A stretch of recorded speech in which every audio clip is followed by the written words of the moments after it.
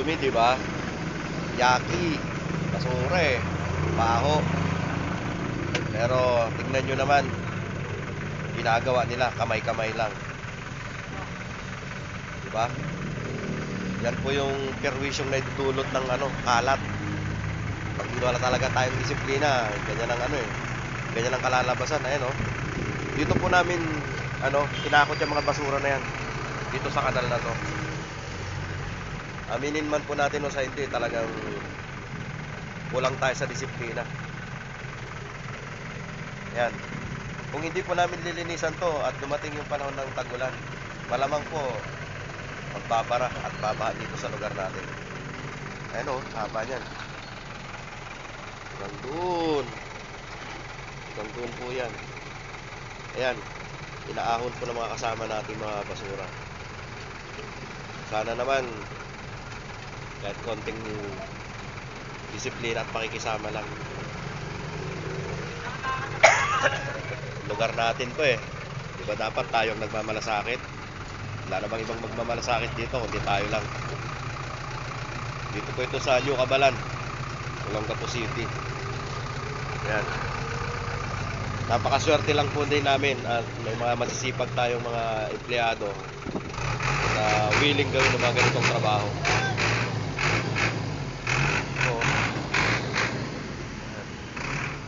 partida, kamay-kamay lang. Kamay-kamay lang po.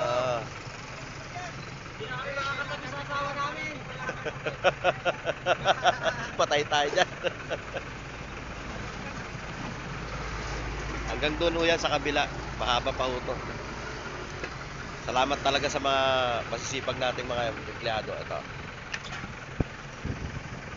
Ingat-ingat lang par sa pagdampot ha.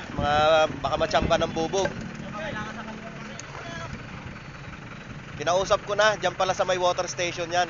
Sabi ko pag di nila kinuha hanggang next week yan, pull out ko yan eh.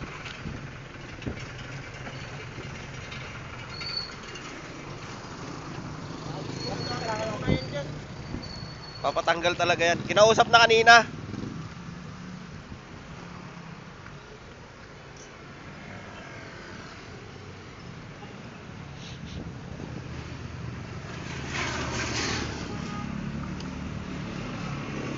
Okay, malapit naman na kami.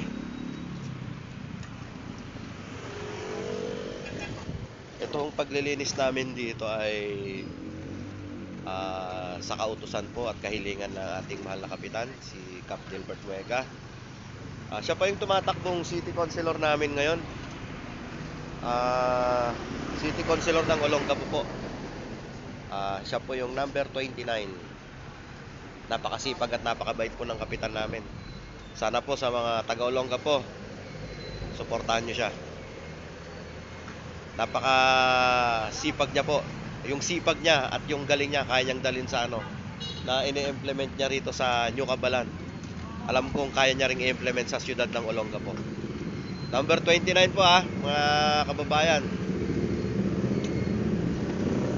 Cap Gilbert DM Nuega, the action man. Number 29 po.